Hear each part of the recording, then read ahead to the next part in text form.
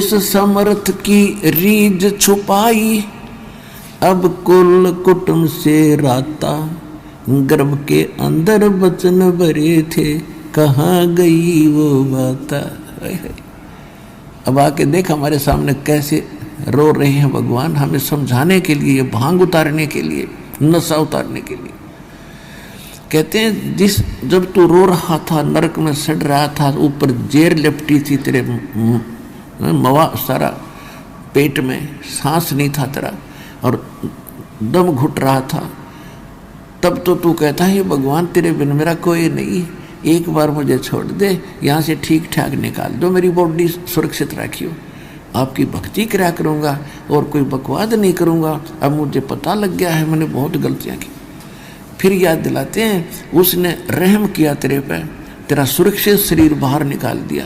और आज तो फिर बकवादों में लग गया। भगवान भूल गया और इस परिवार कुटुंब को अपना मान बैठा। कहते उस समर्थ की रीझ माने प्रसन्न होकर तेरे पर जो रहम किया, उस समर्थ की रीझ छुपाई, अब तो कुल कुटुंब तेराता इसमें लीन हो गया और गर्भ के अंदर बचन भरे थे, अब कहाँ गई वो बाता। अपने आत्मा उस मालिक ने क्या जरूरत थी आपसे ये बातें आकर कहने की, इसे गंदे लोक में आए और इसे पवित्र स्थान को छोड़ के, तो वो अपना बाप है और आप क्या समझ में ना आ रही है हमारा पिता कौन है। हम पिता मान बैठे इस काल ने जो हमारा दुश्मन है, यो ब्रह्म 21 ब्रह्मांड का स्वामी, ऋषि की कसाई की पूजा करते रहे, कसाई हमें पाल रहा है जैसे बकरे पालते हैं। ये भगवान ने आके बताया अपनी प्यारी आत्मा धर्मदास जी को, धर्मदास तुम जिसको भगवान मान रहे हो यो तो कसाई है, ये 1 लाख मानव शरीरधारी प्राणियों को रोज खाता है और उसके लिए तुम्हें यह सुविधा दे रखी है। अब देखो जब तक हमने ज्ञान नहीं था हम 100 गुण गाया करते इस परम पिता की, क्योंकि आस्था भगवान में थी और आत्मा निर्मल थी, थोड़ा सा भी कोई राहत दे देता हम उसके 100 शुक्र मनाया करते और इस भगवान की रहमत को देखा करते थे कि कैसे सुंदर पृथ्वी बनाई है, कैसे सुंदर दिन रात बन रहे हैं, समय दिन में काम करो रात को विश्राम करो, कैसा बढ़िया दया कर रखी भगवान ने, कैसे सुंदर मेवे हैं और फल हैं, कैसी बढ़िया कनक दी है, कैसी जड़ी बूटियाँ दी हैं और कैसी सुंदर हवा चल रही है और कैसा निर्मल झरने बह रहे हैं, नीचे से पवित्र जल दे दिया भगवान ने, कितना शीतल, गर्मियों में ठंडा रहता है और सर्दियों में गर्म निकलता है। तो हम ये सोचा करते भगवान के कमाल का है तो अब पता चला कि ये सुविधा इस काल ने हमें किस लिए दे रखी है। बड़ा रहमत वाला लगता था और फिर याद भूल जाते थे कि किसी का बेटा मर गया, किसी की बेटी मर गई, परिवार नष्ट हो गया। तो वहां जब अकल काम करे नहीं थी कि यू कहर क्यों टूट रहा, फिर कई फ्लड आ गए हैं, कभी सूखा भूखा मर रहे हैं, कभी सूखे से मर रहे हैं। अब मालिक के इस तत्व ज्ञान की रोशनी से हमें दूर तक दिखने लग गया,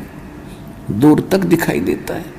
तो परमात्मा ने बताया कि धर्मदास जैसे कसाई बकरे पालता है और वो उन बकरों को बड़ी सुविधा देता है,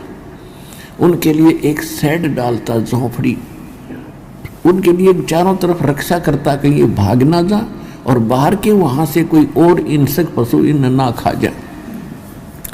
उसी में चरागाह बनाता है, वहां एक तालाब भी बनाता है उनके पानी पात पीने के लिए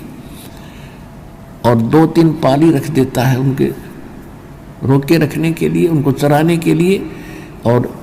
जैसे 3 पाली रख लिए उसने नौकर, एक तो बाहर से बकरे लाकर उसमें बाड़े में रोक देता है,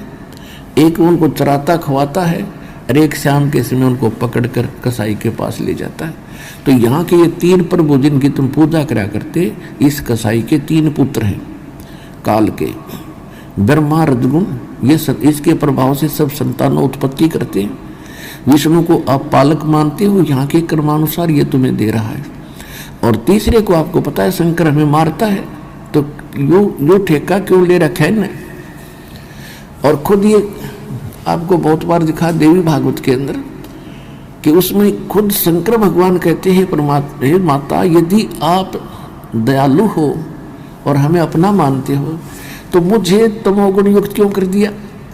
और विष्णु को सतोगुण और ब्रह्मा को रजोगुण क्यों बना दिया? इनको मालूम है कि हमारे भी बस की बात नहीं है जब हमारे यह, क्योंकि एक एक गुण युक्त कर दिया और रिमोट काल के हाथ में इनका, और मन रूप में ये खुद है, तो इनसे जो कुछ करवाना वो रिमोट दबा देता है, इनमें प्रेरणा कर देता है। तो इस प्रकार ये सब क्यों कर रहे हैं हम, इनको मालूम है क्या कैर टूट रहा है, पर बुद्धि काम करती नहीं, क्योंकि इसके आगे कोई विकल्प और अल्टरनेट नहीं था। तो परमात्मा ने बताया कि जब कसाई या उसके नौकर उसमें आते हैं ना, जो उनको संभालता है बकरों को, तो बकरे उसको प्यार देने के लिए, क्योंकि प्रत्येक आत्मा तो वही है जो कभी मनुष्य भी थी, देवता भी थे, ये आज बकरे बने हुए, बकरी बनी है, तो उनके अंदर वो नम्रता, वो कर्तव्यता उनके अंदर भी है। जब वो कसाई आता है या उसका नौकर आता है जो डेली संभालता है हमको, उसको प्यार देने के लिए एक अच्छा नेक व्यक्ति मान के कि हमारी बहुत केयर टेक करता है, उसके पास जाते हैं, उसके सीने से लग जाते, ऊपर न पैर करके न सीने से लगाना चाहते, या उसके हाथों को चाटते हैं, और वो यूं देखता है और वो प्यार कर रहे हैं उसके साथ, वो ये देख रहा है इसमें मांस कितना हो गया, कौन से टिकट काटनी है आज रात शाम को, और वो सोचते हैं अपना बड़ा नेक आदमी हमें बड़ी देखभाल कर रहा है। तो परमात्मा कह रहे थे धर्मदास, ये काल का लोक है और यहाँ क्या हाल है प्राणी का, एक रोटी के लिए सारा जीवन भटका मर जाता है और पूरा नहीं पटता इसका, और उसके साथ साथ फिर 36 टेंशन और ला रखी इसने। तो ये इतना दुखी क्यों कर रहा है आपको? ये इसलिए कर रहा है कि तुम मेरे बच्चे हो, और इसने वहां गलती करी थी और साथ करी थी तुमने। अब आप मुझे बुरे नहीं लगते? जैसे सेब विक्रेता एक सेब बेचनिया सेब रखा टोकरी में, और उसमें 1 2 4 सेब अगर खराब हो जाती हैं तो उसका कितना दुख, दिल दुख है, कितनी कीमती है। लेकिन उन सेबों को, उन ठीक से खराब सेबों को स्वस्थ सेबों में नहीं रख सकता, उसकी मजबूरी है कि वो भी खराब हो जाएंगी। तो तुम खराब सेब होगी थी और तुमको वहां से निकालना मेरी मजबूरी थी ना, तुम ओरा नहीं बिगाड़ो, इसलिए तुम्हें फेंकना पड़ा कुर्डियों पे, या कुर्डी है या सड़ रहे हो। और अब भी मुझे, अब वो तो एक उदाहरण है, लेकिन आत्मा और सेब में इतना अंतर है कि तुम्हारे अंदर मलिनता आ गई थी, अब यहां बैठना तुम जल रहे हो। अब तुम्हें ज्ञान देकर और सच्चाई बताकर मैं फिर आपको वापस ले जाना चाहता हूं, और ऐसा मंत्र दूंगा तुम फिर से उसी स्थिति में आ जाओगे। ऐसे